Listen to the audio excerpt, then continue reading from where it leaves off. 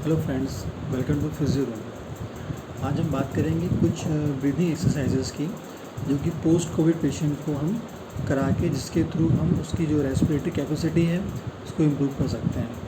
वैसे ऑलरेडी काफ़ी सारे वीडियोस ब्रीदिंग एक्सरसाइजेस के हैं, बट मैं इस वीडियो में कुछ ऐसे प्रिकॉशंस बताना चाहूँगा कि जो प्रिकॉशन ब्रीदिंग एक्सरसाइज के टाइम में पेशेंट को लेने चाहिए। अगर वो प्रिकॉशंस पेशेंट नहीं लेता है तो उसके कुछ कॉम्प्लिकेशंस होते हैं जो कि नहीं होने चाहिए।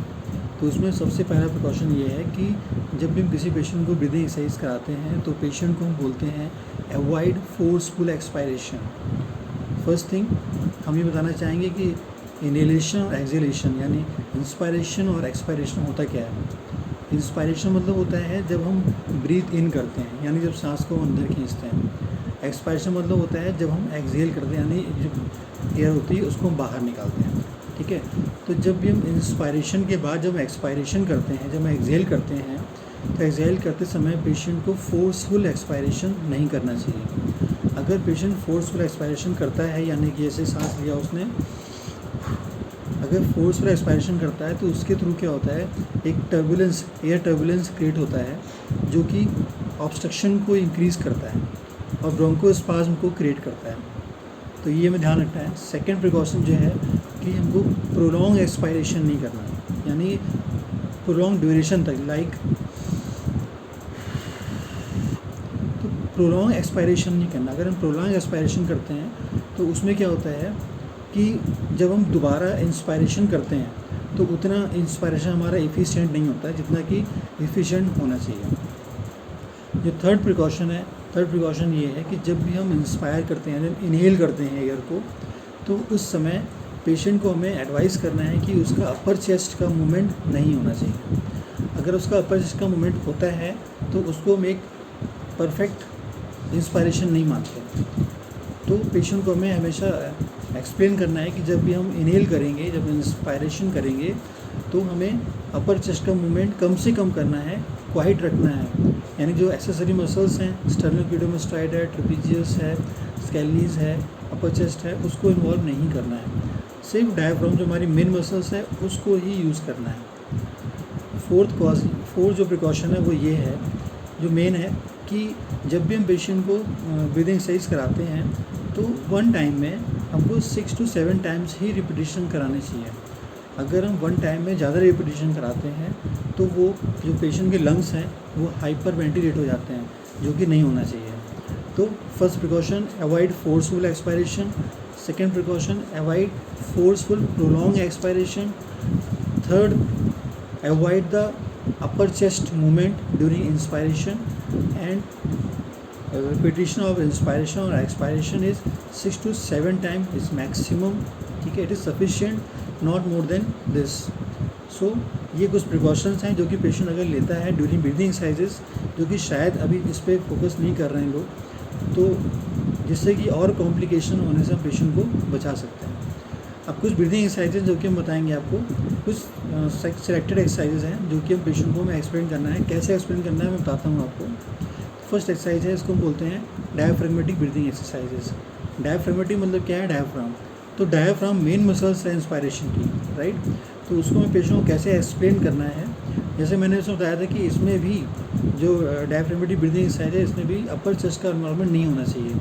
तो कैसे हम करते हैं, कैसे हम उसको ऑब्जर्व करते हैं कि पेशेंट कर रहा है कि नहीं कर रहा है। तो हमें इसमें क्या करना होता है कि जो अपना एक हैंड है वो पेशेंट के डायफ्राम यानी जो कॉस्टल मार्जिन है उसके जस्ट बिलो रखते हैं, तो एक रखते हैं चेस्ट पे, और पेशेंट से बोलते हैं इनहेल करना है बाय नोज़। इसमें कि जो हमारा एब्डोमेन के ऊपर जो हैंड है वो प्रोमिनेंट होना चाहिए ड्यूरिंग इंस्पायरेशन। ठीक है, लाइक दैट।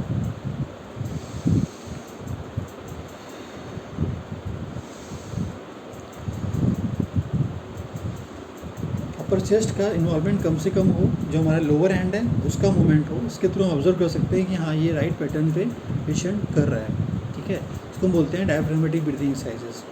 सेकेंड एक्सरसाइज होती है जिसको हम बोलते हैं कि breathing exercise with chest mobility. Chest mobility क्यों इंपॉर्टेंट है? क्योंकि अगर किसी की स्पाइन यानी थोरेसिक स्पाइन अगर किसी वजह से स्टिफ है, या फिर जो रिब्स और जॉइंट स्पाइन के जो जॉइंट्स हैं उसमें कोई स्टिफनेस है, तो प्रॉपर लंग्स का एक्सपेल नहीं करते लंग्स, तो उसके साथ में हमें चेस्ट के साथ में हमें लंग्स के साथ में हमें जो स्पाइन हमारी है उसको भी मोबिलाइज करना है। तो उसके लिए हमें क्या करना है कि पेशेंट को बोलना है कि इस तरीके से हमें हैंड प्लेस करना है, ठीक है।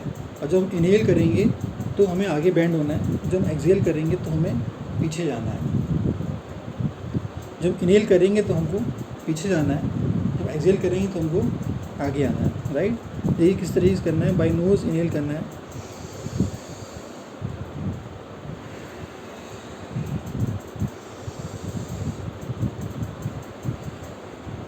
तो उसको बोलते हैं deep breathing exercises with chest mobility exercises.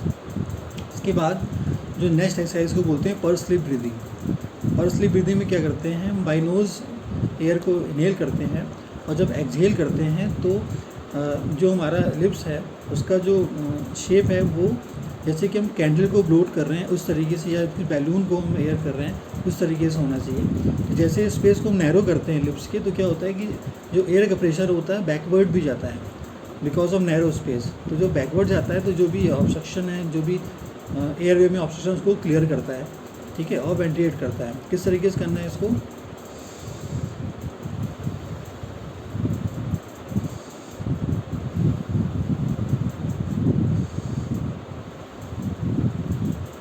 Right. इसके बाद जो हमारी लास्ट एक्सरसाइज को बोलते हैं ग्लॉसोफेरेंजियल। ग्लॉसोफेरेंजियल एक्सरसाइज हम तब परफॉर्म करते हैं जब पेशेंट में रिस्पायरेटरी मसल्स है वो बहुत वीक हो, तब हम इस एक्सरसाइज को परफॉर्म करते हैं। तो इसमें हम क्या करते हैं, हम एयर को गल्प करते हैं और जैसे वाटर को सॉलो करते हैं, पीते हैं, वैसे ही एयर को भी हमें सॉलो करना होता है। किस तरीके से करते हैं, इसमें क्या होता है कि जो हमें एयर लेनी होती है वो माउथ के थ्रू लेनी होती है, राइट।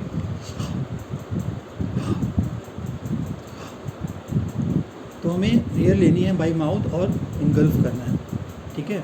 ये कुछ एक्सरसाइजेज हैं जिसको ये हम पेशेंट को, पोस्ट कोविड पेशेंट को हम करा सकते हैं। इसके बाद एक इम्पॉर्टेंट थिंग और है, अगर किसी पेशेंट को डिस्निया होता है, डिस्निया मतलब शॉर्टनेस ऑफ ब्रीथ किसी वजह से, तो उसको हमें एक कंफर्टेबल पोजीशन पे रखना है पेशेंट को।